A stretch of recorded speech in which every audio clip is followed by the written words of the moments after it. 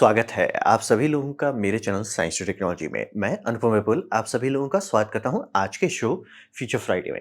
आज हम लोग बात करेंगे नोबेल प्राइजेस ऑफ 2024 के बारे में। तो आइए इसे समझते हैं। तो इसमें सबसे पहले बात करते हैं फिजिक्स में। तो फिजिक्स में जॉन हॉफफील्ड को जिनका जन्म 15 जुलाई 1933 को हुआ है, इनको दिया गया और इनका जो काम स्टार्ट हुआ था वो 1982 में स्टार्ट हुआ था। मतलब इनका जो पब्लिश्ड पेपर है जिसके चलते इनको ये मिल रहा है, उस टाइम ये 50 इयर्स ओल्ड थे। और जॉफ्री हिंस्टन, ये 6 दिसंबर 1947 पे इनका जन्म है और ये काम स्टार्ट किए थे 1985 में। इस टाइम ये 38 इयर्स ओल्ड थे। तो मतलब समझिए एक ने फाउंडेशन रखा, उस फाउंडेशन को रिफाइन करने का काम इसने किया।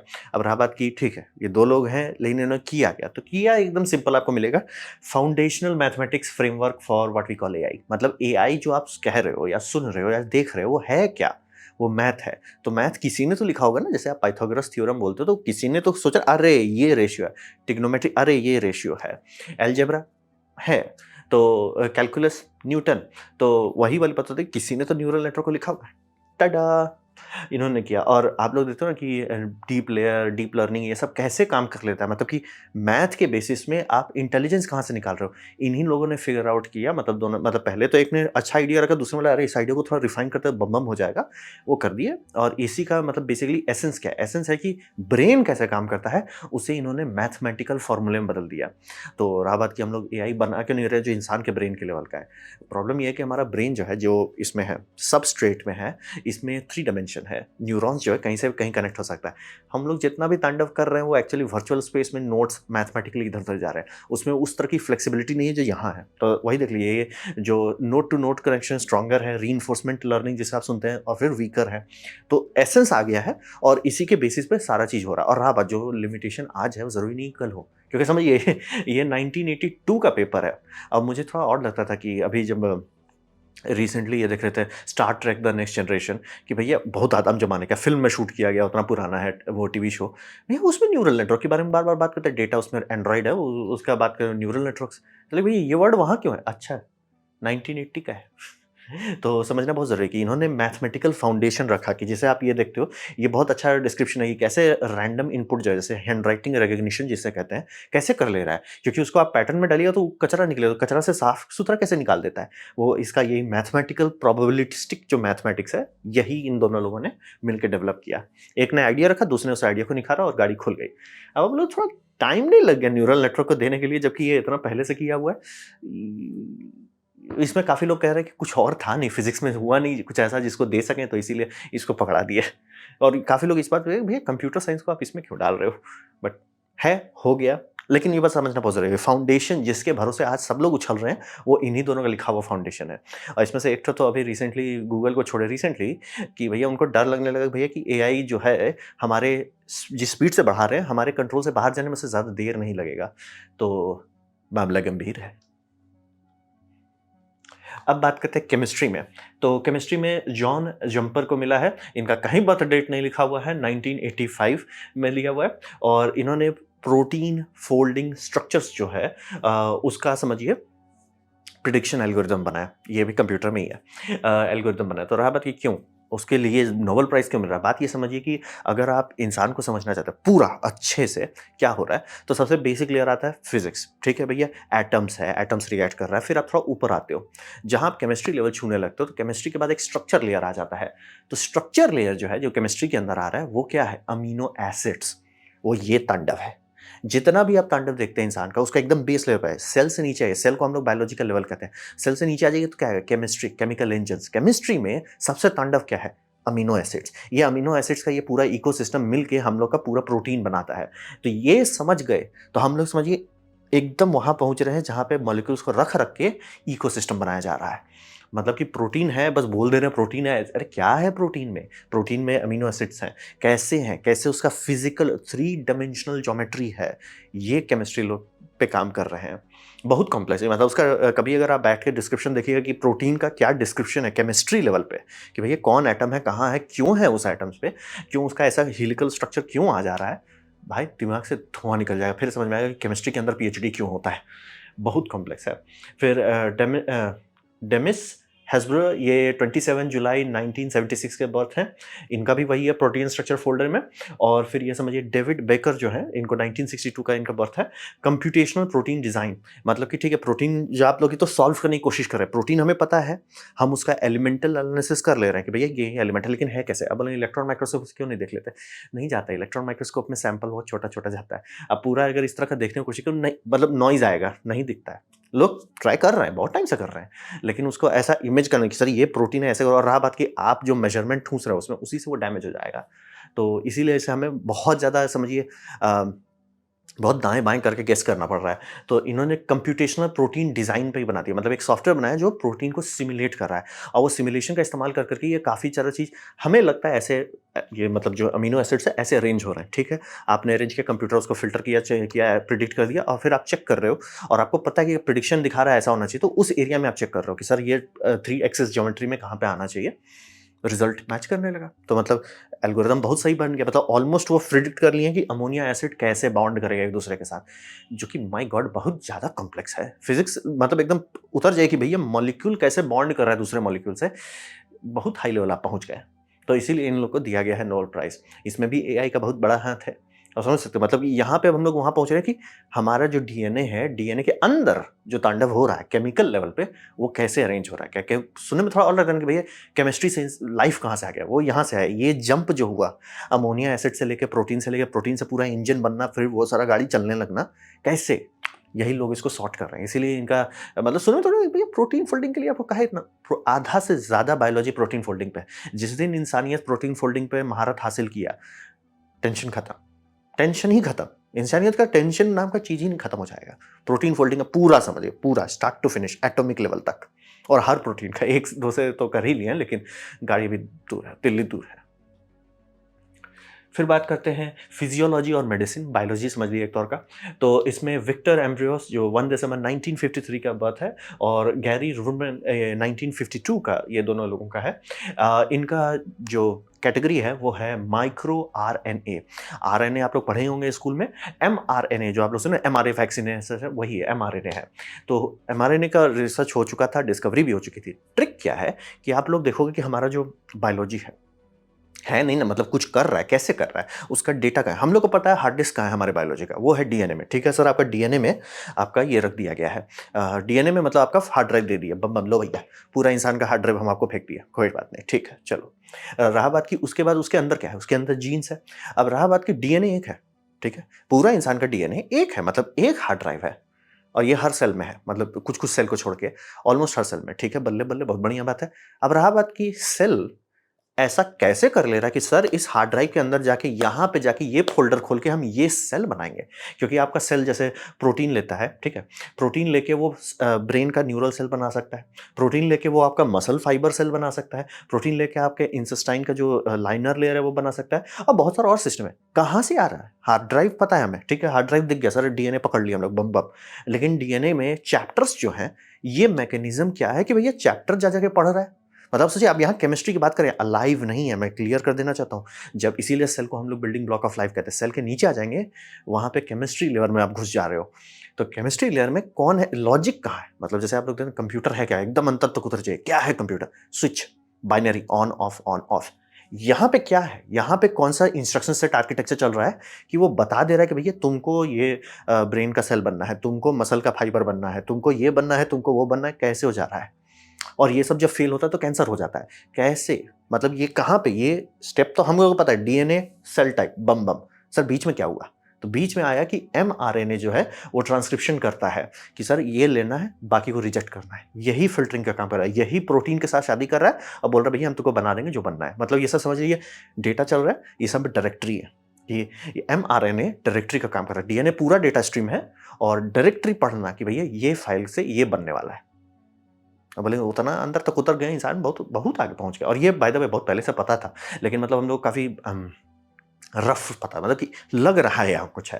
तो इनका किया गया जीन रेगुलेशन में कि जीन को फिल्टर कर दे ना जी ना। जैसे यहाँ पे ट्रांसक्रिप्ट गया, आप जैसे मान लीजिए कोई टेप चल रहा है, ठीक है, कैसेट टेप है, कैसे कितना यही गाना बजाना भैया, गाना के आगे नहीं जाना है, गाना हो गया ठीक है, फिर रिवाइंड करो। कैसे? सोचिए हम लोग टेप में जो आप लोग पता नहीं आप लोग कितने लोग यूज़ किए होंगे वॉकमैन में गाना जो कोई पसंद आता था तो रिवाइंड थोड़ी होता था, आपको रिवाइंड करके वेट करना पड़ता था, जाओ जाओ जाओ जाओ जाओ जाओ, जाओ, फिर हाँ रोको इतना में हो गया। तो ये काम एमआरएनए कर रहा है, कैसे कर रहा है, उसकी शादी कैसे हो रही है, कैसे वो जाके बात कर रहा है, ये तांडव कर पा रहा है। और इसी को अगर हम लोग अच्छा से कर लेते हैं तो पहले तो हमने बताया कि प्रोटीन हम लोग पकड़ने पे आ गए, ये एमआरएनए उसका एक लेवल ऊपर है जहाँ पे हम लोग अरे ये इनका लॉजिक है, इंस्ट्रक्शन सेट आर्किटेक्चर है। डीएनए हमें पता था, डीएनए को पढ़ा कैसे जा रहा है वो पढ़ने को समझ गए। इनका पेपर ओरिजिनली 1993 में रिलीज किया गया था एक वर्म पे रिसर्च के। उस टाइम उतना ध्यान लोग नहीं दिए क्योंकि काफी लोगों को लगा कि ठीक है आप जो वर्म देख रहे हो शायद उसका स्पेसिफिक है, ट्रांसलेट नहीं होगा। 2003 में रिसर्च करते ही रहता एकाएक पता चला रहे ये पूरा एनिमल किंगडम में है। मतलब कि हम लोग ऑलमोस्ट वहां पहुंच रहे हैं जहां धरती का चैप्टर रीडर कौन है वो पकड़ ले रहे हैं। भैया ये कौन है, चैप्टर कौन पढ़ रहा है, हमको ये बता चैप्टर कौन पढ़ रहा है। तो ये बहुत बड़ा जंप है। मतलब कि हम लोग को गेस था, प्रिसाइज होते गए, अब ऑलमोस्ट पहुंच गए, ऑलमोस्ट छूने पे आ रहे हैं कि भैया लाइफ कैसे बना, ऑलमोस्ट पकड़ने पे आ गए। मतलब सिर्फ 100 साल दूर होगा, मे बी 200 साल, उससे ज़्यादा नहीं लगेगा। जो चीज़ नेचर को बिलियंस ऑफ ईयर का ट्राई मार कर लगा, उसको हम लोग कुछ मिलियन के अंदर निपटा रहे हैं। बहुत बढ़िया स्पीड चल रहा है हमारा।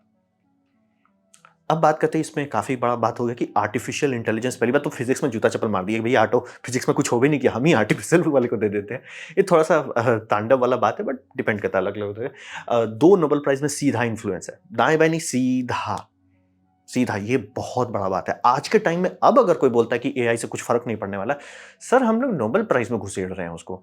तो ये समझना बहुत जरूरी है कि एआई जो काम कर रहा है, मतलब रिसर्चर को लोग हम लोग क्या बोलते हैं कि वो उस लेवल पे जहां कोई आम आदमी नहीं काम कर सकता, राइट। मतलब कि आप पीएचडी ही कितने लोग करते हैं, फिर पीएचडी में कितने लोग हैं उस लेवल पे कि नोबेल प्राइज तक जा पाए, लिस्ट बहुत छोटा है। उस लिस्ट में कह रहे हो कि उनके टूल्स कौन है, वो जो काम इंसान करते थे वो अब एआई कर रहा है।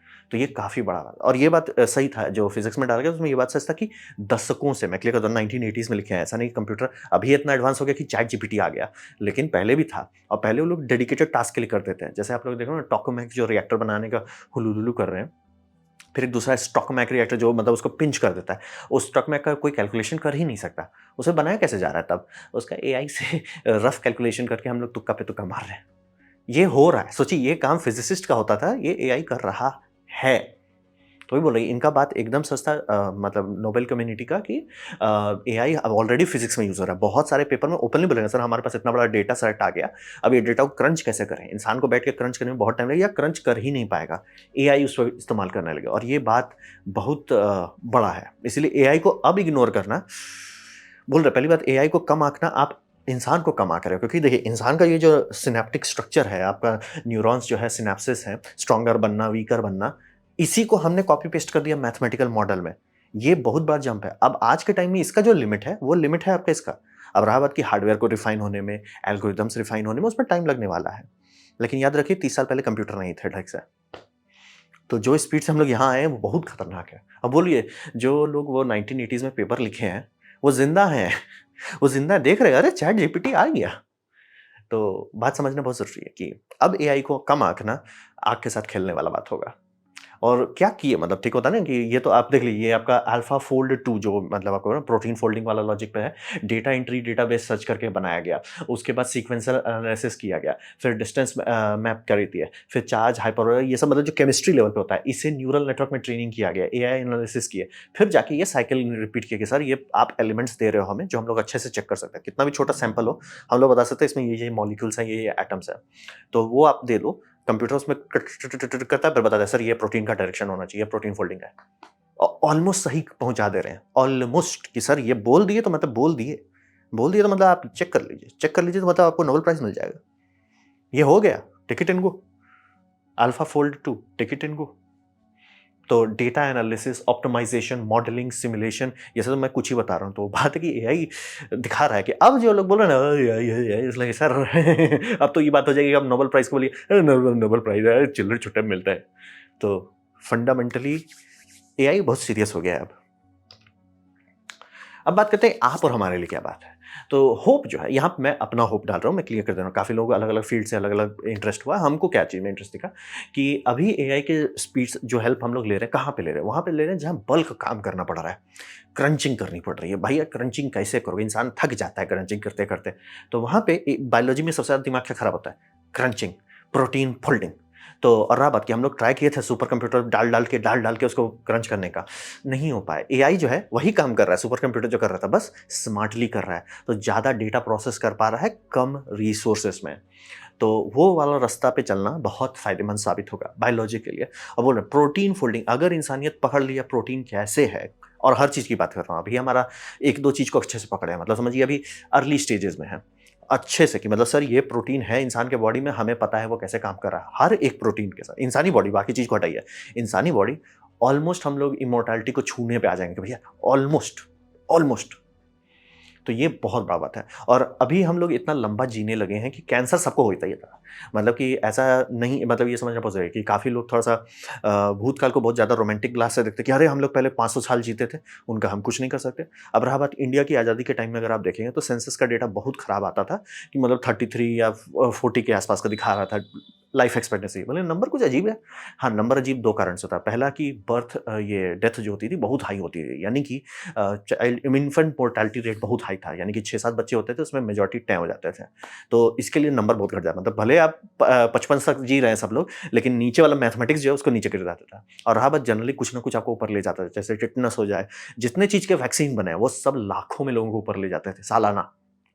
तो इसीलिए हमारा जो प्रोबेबिलिटी ऑफ लिविंग था वो बहुत खराब था, यानी कि कहने को आप 40 छू सकते हो, लेकिन और रहा बात की कई बार सुने रिटायरमेंट के बारे में लोग उतना प्लान क्यों नहीं करते? जीता ही नहीं था। हाँ, राजा महाराजा जीते थे, लेकिन आम लोग नहीं जीते थे।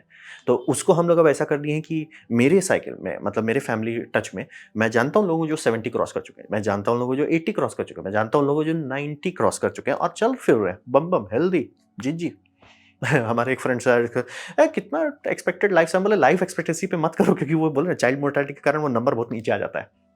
लेकिन आज के टाइम में आराम से, जब तक आपको कुछ बुरा ना हो, आराम से अच्छा हेल्थ को अगर आप फ़ोकस करते हो, 90 मुँह दिखाई का आप क्रॉस करोगे, 110 तो छू ही सकते हो। और 130 तो अब दिख रहा है लोगों को कि भैया 130 वाले पैदा हो चुके हैं, कि ये भैया 130 छू जाएँगे। तो अब हमारे लिए सबसे बड़ा समस्या क्या है? कैंसर। सबको कैंसर ही हो जा रहा है। लाइक क्यों? कैंसर हमारी बॉडी, वही बोले ना, जो चैप्टर पढ़ रहा है वहाँ पे टुई हो जा रहा है, फेलियर हो जाता है, करप्शन आ जाता है। तो वो सब जो है लेट स्टेज हमारा लाइफ में आ ही जा रहा है, मतलब ऑलमोस्ट सबको हो रहा है। जैसे कुछ लोगों का जो 96 ईयर की एक तो मतलब मीम बना हुआ है कि 96 ईयर ओल्ड वुमन गई डॉक्टर में चेक कराने के लिए, तो हाँ भैया कैंसर हुआ है। सबको हो ही जाता है। मतलब कैंसर हमारे बॉडी का माल फंक्शन है, वो बाहर से नहीं आ रहा, बाहर से इन्फ्लुएंस हो सकता है, जैसे बाहर से रेडिएशन आ गया, वो डैमेज कर दिया। लेकिन बन कहाँ से रहा है कैंसर? कैंसर हमारा ही है। जनरली हमारा इम्यून सिस्टम संभाल लेता है, नहीं संभाल पाता है तो कैंसर बन जाता है। तो वही समझिए, लेट स्टेज लाइफ में कैंसर होना ऑलमोस्ट फिक्स है, ऑलमोस्ट, कि होना ही है। हम फैमिली में हैं जिसमें 2-3 लोग कैंसर हुआ, पहले से डिटेक्शन हुआ, टिक कर लिया। तो बात वही है कि अगर हम लोग इसको पकड़ लेते हैं कैंसर को कि नहीं भैया तुम रुक जाओ, तुम ना रुक जाओ, तो वो बहुत बड़ा होता है। कैंसर कैसे पकड़ना है? पहले आपको ये हॉलमार्क्स पकड़ने पड़ेंगे, उनके जो केमिस्ट्री लेवल पे है, या फिर आपका जो प्रोटीन लेवल पे है। जहाँ सुनते हो ना कि प्रोटीन देखना है, प्रोटीन देखना है, प्रोटीन क्यों? बात वही है, केमिस्ट्री लेवल को अगर समझ गए कि प्रोटीन कैसे बन रहा है, हम लोग जान जाएँगे भैया उसका क्या मार्कर्स है। मार्कर्स पकड़ लिए, भैया उसका ब्लड टेस्ट बना लेंगे, भैया तुमको है कि नहीं? ब्लड टेस्ट कराओ, खुश रहो। और कैंसर के मामले में सिंपल बात है, अगर पहले पकड़ा गया, माइनर इनकन्वीनियंस है, देर से पकड़ा है, सर आपका यमराज जी चल चुके हैं सर, टिकट कट गया है सर, रिजर्वेशन नहीं है, टिकट कट गया है सर, ये वेटिंग लिस्ट नहीं है। तो वही हम लोग को वही माइक्रो आरएनए को पकड़ना है। तो ये काफ़ी बड़ा ग्रोथ है और इसमें एक काफ़ी बड़ा बूस्ट आया पैंडेमिक के चलते। पैंडेमिक के चलते एमआरएनए पे रिसर्च टर्बो चार्ज हो गया। मतलब एमआरएनए पे लोग काम कर रहे थे, पैंडेमिक हुआ, टोक्यो बूस्ट कर दिया, एकदम बूस्टर लगा के फास्ट एंड फ्यूरियस करके धड़-धड़ करके पैसा डाला गया और इसका टेस्टिंग हो गया। ह्यूमन टेस्टिंग हो गया, टेक इट एंड गो हो गया। तो अब बहुत अच्छा चांसेस है, अगर सब चीज़ दुनिया में ठीक-ठाक चला, आने वाले 25-26 साल के अंदर ही हम लोग बहुत हाई लेवल का मेडिसिन्स पहुँच जाएँगे, जहाँ पे आपके बॉडी को ये हुआ है, आपके बॉडी से डेटा निकाला जाएगा, उस डेटा के बेसिस पे वैक्सीन बन जाएगा, वही वैक्सीन आपको डाल दिया जाएगा, जाइए खुश रहिए, सिर मत खाइए हमारा।